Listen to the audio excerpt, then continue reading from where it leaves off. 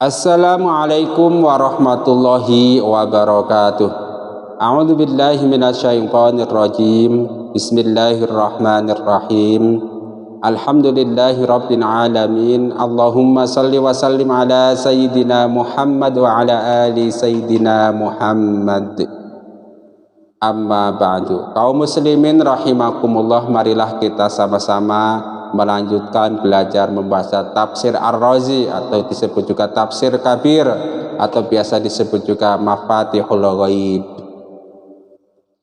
Kita membaca surat At-Takwir ayat nomor 7, yaitu wa idzan nufusu zuwijat, dan tatkala roh-roh dipertemukan dengan jasadnya, yang mendapatkan simu. Nah, dalam menafsirkan ayat ini, Imam Fakhrur Razi itu membagi menjadi 7 penjelasan atau 7 pendapat ulama. Wa fihi wujuhun. Nah, ada beberapa wajah dalam penafsiran surat wa idzan nufusu zuwijat. Ahaduha qurinatil arwahu bil ajsadi.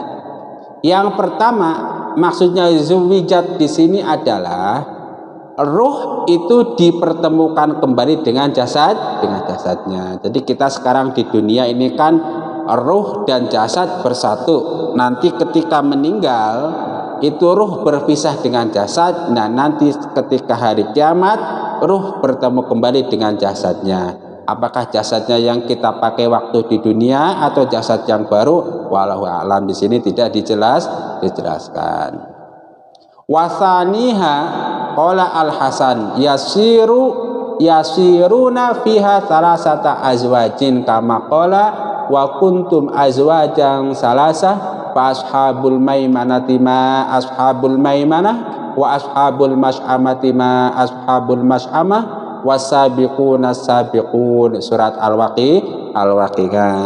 Nah, sementara pendapat yang kedua di sini mengatakan ruh-ruh itu akan terkelompok menjadi 3, yaitu ashabul yamin, kelompok kanan, ada ashabus simal, kelompok kiri, dan ada asabiqun, orang-orang yang lebih dahulu di dalam beriman. Wasalisuha annahu yudammu ila kulli sinfin man kana fi tabaqatihi minar rijal wan nisa fayudammul al-mubrazu fi ta'ati ila mislihi wal mutawassitu ila mislihi wa ahlul ma'siyati ila mislihi wa tazwiju ayyuqrana syai'u bi mislihi wal ma'na ayyudhamma kullu wahidin ila tabaqatihi fil khairi wasyarri. Nah, yang ketiga itu maksudnya begini. Setiap orang itu akan dibangkitkan ruhnya berdasarkan kelasnya masing-masing. Kelas besarnya ini kan ada kelas orang baik, ada kelas orang buruk. Yang kelas orang baik bertingkat-tingkat, ada kelas nomor 1, misalnya kelas nomor 2, kelas nomor 3, kelas nomor 4. Nah, kira begitu. Nanti kita akan dibangkitkan kelas berapa? Apakah kelas nomor 1 atau kelas nomor 2 atau nomor 3, tergantung amal perbuatan kita ketika di dunia. Begitupun orang-orang yang buruk ini nanti pun akan dibangkitkan berkelas-kelas juga. Ada kelas nomor 1, kelas nomor 2, kelas nomor 3, dan seterusnya tabaqatihi, berdasarkan derajatnya masing-masing, kira-kira begitu. Warabi'uha yudammu kullu rajulin ila man kana yalzamuhu min malikin wa sultanin kama qala uhsyurul ladzina dzalamu wa azwajahum, As-Saffat ayat 22. Kila fazidnahum minasyayatini. Nah, yang keempat ini, orang itu akan dibangkitkan bersama pemimpin mereka. Maksudnya ketika di dunia dia itu ikut siapa? Nah, dia itu akan dibangkitkan bersama yang dia ikuti. Kalau dia waktu di dunia ikut raja A, Nah, nanti pada hari kiamat dia akan dibangkitkan bersama Raja A.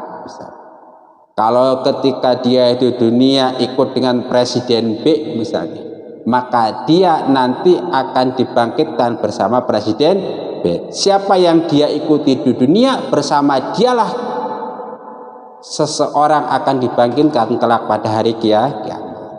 Maka kita perlu introspeksi diri. Yang kita ikuti sekarang ini pemimpin yang baik atau yang tidak baik, orang yang baik atau yang tidak baik, karena bersama mereka lah kita akan dibangkitkan, kira-kira begitu, ya kan? Ya. Yang keempat, wa khamisuha, yang kelima, qala Ibnu Abbas, zuwijat nufusul mu'minina bil huril aini wa qurinat nufusul kafirina bisyayatini. Nah, pendapat yang kelima menurut Ibnu Abbas, itu ruh-ruh orang beriman akan dibangkitkan dan dipasangkan bersama dengan para bidadari. Nah, kemudian ruh-ruh orang kafir akan dibangkitkan dan dipasangkan dengan para setan. Tinggal pilih saja, mau bangkit bersama bidadari atau mau bangkit bersama dengan setan. Wasadisuha kurina kullum ri'in bisyiatihi al-yahudiyyu bil yahudi wan nasraniyyu bin nasrani faqad warada fihi khabarun marfu'un. Yang keenam, setiap orang itu akan dibangkitkan bersama dengan kelompok mereka masing-masing, kaum mereka masing-masing. Orang Islam tentu dibangkitkan bersama orang-orang Islam lainnya. Orang-orang Yahudi tentu akan dibangkitkan bersama orang-orang Yahudi. Kemudian orang-orang kafir tentu akan dibangkitkan bersama dengan orang-orang kafir. Kita yakin saja, kita sekarang lagi Islam, lagi iman, kemudian akan meninggal dalam keadaan iman dan Islam, dan nanti akan dibangkitkan bersama dengan orang-orang beriman dan orang-orang Islam. Allahumma amin. Wasabimuha qala az-Zajjaj, wasabimuha qala az-Zajjaj kurinatin nufusu bi'amaliha. Nah, yang ketujuh itu Imam Fakhrul Razi mengatakan bahwa setiap ruh akan dibangkitkan bersama amal perbuatan mereka. Jadi ketika ruh di dunia berbuat baik, ya Anda misalnya sedang menonton video baik ini, nanti juga akan dibangkitkan bersama dengan orang-orang yang baik. Ketika ruh di dunia berbuatnya buruk, maka dia akan dibangkitkan bersama amal-amalnya. Jadi istilah kata itu pada hari kiamat itu momen bertemunya ruh dengan amal perbuatan mereka, kira-kira begitu. Wa'lam annaka idza ta'ammalta fil aqwali allati dzakarnaha amkanaka antazida 'alaiha ma syi'ta. Nah, kata Imam Fakhrul Razi, kalau kita bisa memahami 7 pendapat ulama ini, maka kita itu bisa membuat kelompok demi kelompok lainnya sesuai dengan kehendak kita.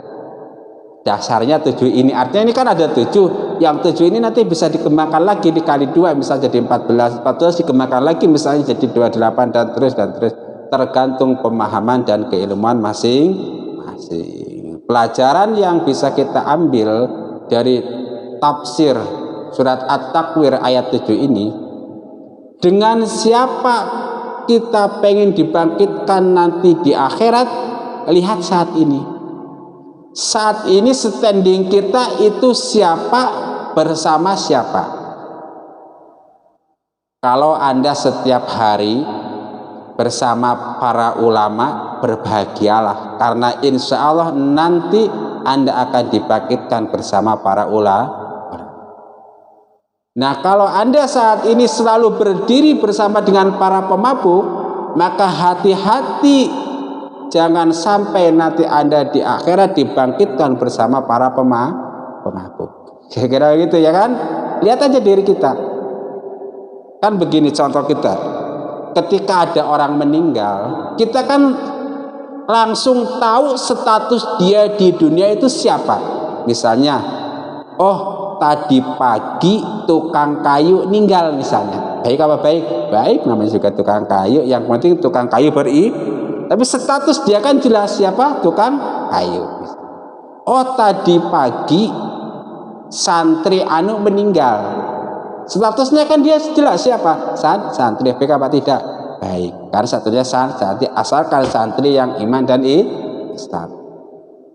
Nah, begitu sebaliknya. Oh tadi pagi ada seorang tukang judi meninggal. Jelaskan statusnya di dunia siapa? Tukang judi. Itu status yang diketahui oleh manusia, yang tidak diketahui walau alam. Nah kira-kira begitu. Ketika dibangkitkan pun nanti begitu. Dia meninggal status sebagai penjudi, maka nanti akan dikumpulkan dengan orang tukang judi. Ketika misalnya tadi pagi ada pencuri yang meninggal, maka nanti dia pun akan dibangkitkan bersama dengan para pencuri. Kira-kira begitu. Maka kita lihat diri kita. Saat ini status kita itu siapa? Ya kan, bersama siapa kita setiap hari, itu pertanyaannya. Hati-hati, kalau kebetulan kita setiap hari bersama dengan orang-orang baik, pertahankan selalu, mudah-mudahan nanti kita dibangkitkan bersama dengan orang-orang baik. Allahumma amin. Nah kalau kebetulan saat ini kita setiap hari bersama orang-orang yang tidak baik, cepat perbaiki diri, masih banyak kesempatan merapat kepada orang-orang baik. Singkatnya beginilah, setiap kali ada perkumpulan 2 orang, 3 orang, asalkan perkumpulan itu baik, kita dekati, kita merapat kepada mereka. Kenapa? Supaya nanti kita dibangkitkan bersama mereka yang sedang berbuat baik.